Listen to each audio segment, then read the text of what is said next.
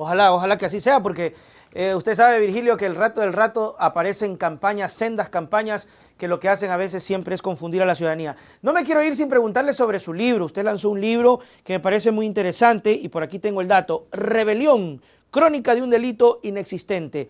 Es sobre precisamente lo que usted vivió, Virgilio, esta detención injustificada, más de 70 días, si no me equivoco, porque se le ocurrió, porque alguien tuiteó y porque alguien dijo, cógelo a Virgilio y cógelo a Paola. Así es. Efectivamente, esta es una interpretación del gobierno de Moreno, es una interpretación de los primeros meses del gobierno de Lasso, pero además también un análisis de cómo ha sido el proceso de persecución a los opositores y básicamente a los correístas, y cuento básicamente en nuestro caso. Ahora, mirado un poco a la distancia, ya parece ridículo y uno puede intentar, incluso a veces me sonrío, cuando se dice en un país llamado Ecuador, se acusó a tres personas, que primero dijeron que tenían un movimiento armado. Después el fiscal se hizo corrijo, ¿sí? Y ahí apareció la única jueza decente con la que nosotros nos topamos en este proceso, la señora Pavlova Guerra, que le dijo al fiscal, señor, si usted viene y dice que no tenían un grupo armado, que no estaban haciendo la rebelión armada, ¿por qué los ha tenido presos más de 70 días? Dios ¿Sí? santo. ¿Por qué? Ahora usted viene y dice, me hago corrijo, no ha sido rebelión armada, ha sido rebelión simple. ¿Qué es la rebelión para que nuestros amigos nos puedan entender? Es amenazar la estabilidad del gobierno, es decir, estar en condiciones de dar un golpe de Estado, y dejar de que esté en vigencia la Constitución de la República. Y ahora uno dice, esto entre tres personas que no tenían vínculo con la policía, tres personas que no tenían vínculo con las Fuerzas Armadas, tres personas que no tenían vínculo con los movimientos que estaban en la movilización, como el movimiento indígena ni el movimiento de la transportación. ¿Cómo tres personas podían hacer un golpe de Estado? Y por esto nos tuvieron presos.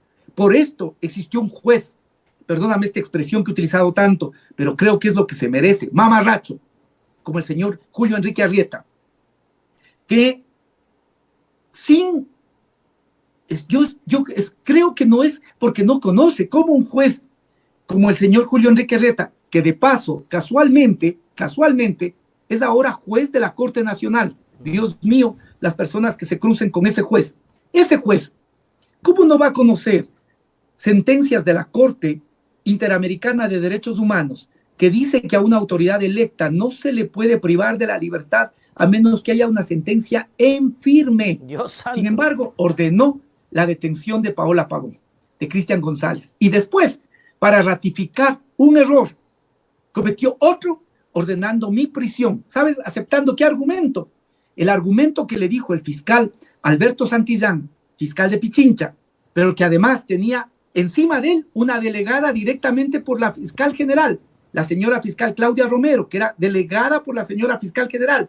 ¿Cómo va a actuar con independencia ese fiscal? Si tenía ahí quien le estaba vigilando. Pero ese fiscal dijo que había peligro de fuga después de que yo me presenté voluntariamente cuando me llamaron. Y por eso pero el juez aceptó ese argumento. Claro. Ese juez aceptó el argumento, ¿sí? Que ya había peligro de fuga. A mí, que estaba en ese momento en la clandestinidad, me dicen que debo presentarme y me presento.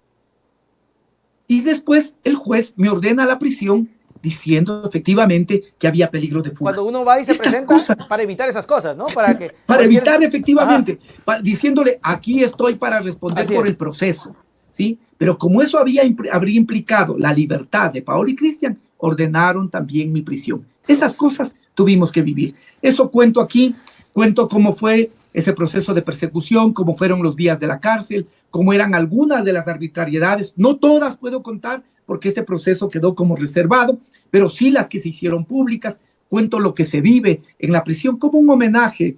Yo estuve menos de 2 meses, pero hay personas que están 5 años presas sin que se les haya probado el delito, injustamente. 5 años presas sin que se haya demostrado una sola cuenta en el que supuestamente están los dineros mal habidos. Aquí hablan de 70,000 millones de corrupción y no son capaces de presentar una sola cuenta en donde están supuestamente un centavo de esa corrupción. Entonces esto es un homenaje para personas que llevan años en prisión, como el ex vicepresidente Jorge Glass, el ex secretario jurídico Alexis Mera, Pablo Romero, o María Duarte, que está años ya en la embajada de Argentina sin que le den el salvoconducto y pueda salir de aquí, de la embajada. Cosas como estas vivimos. Entonces esto es también un texto que permite mantener en la memoria estas arbitrariedades para que nunca más sucedan y para que podamos estar vigilantes, porque aún este es un libro escrito en el pasado, pero que es presente, porque todos los días seguimos viviendo. Sigue pasando, Nelson, sigue pasando, porque hay una fiscalía y jueces que responden a consignas políticas antes que a la Constitución y la ley. De tal manera ¿dónde encuentran el libro, Virgilio? ¿Dónde la gente lo puede ubicar si quieren adquirirlo?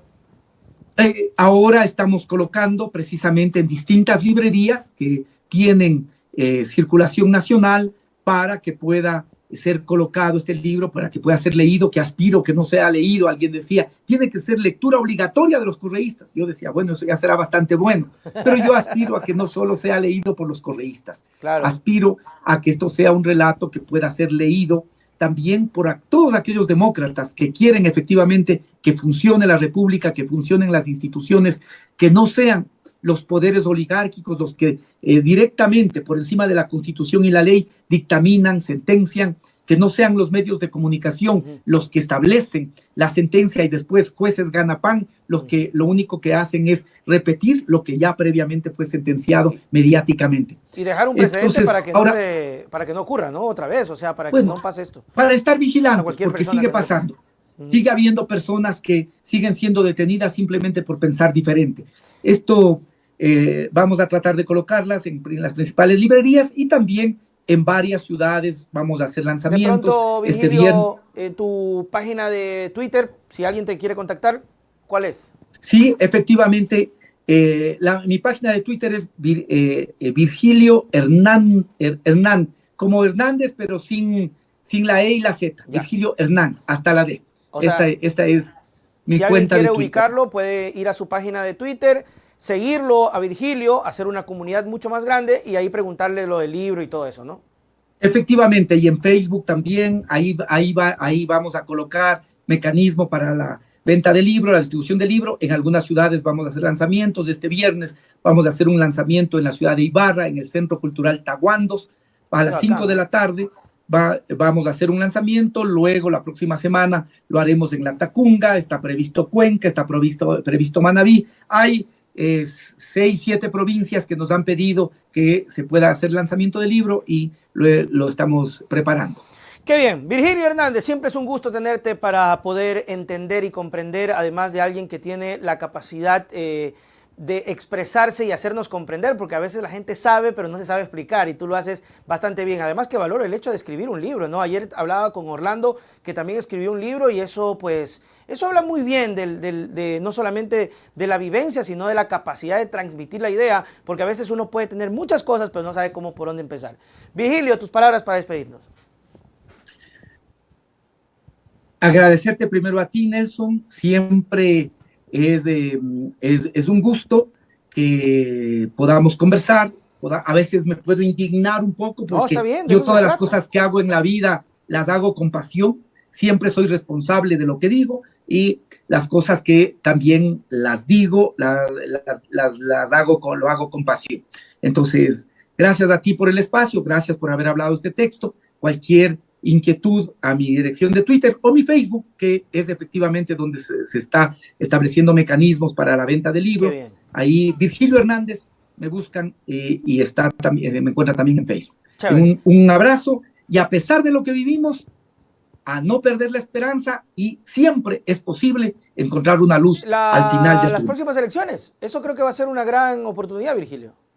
Esa es una gran oportunidad y ahora sí la gente se le debe haber quitado el mito de que aquellos que hicieron plata son capaces. No tiene nada que ver con eso. ¿Por qué? Porque en el poder hay intereses y ahora nos gobierna un grupo que quiere aprovecharse del Estado para beneficiar a unos pocos. Hay que pensar en aquellos que siempre hemos sido consecuentes, coherentes, que siempre le hemos dicho la verdad y que estamos pensando sobre todo en el interés común. Qué bien. Chao, chao, Virgilio. Nos vemos. Nelson, un abrazo muy grande. Muchas gracias. Ahí estuvo Virgilio en esta primera parte de nuestro informativo mañanero con las entrevistas y comentarios que me parece muy bueno y muy positivo.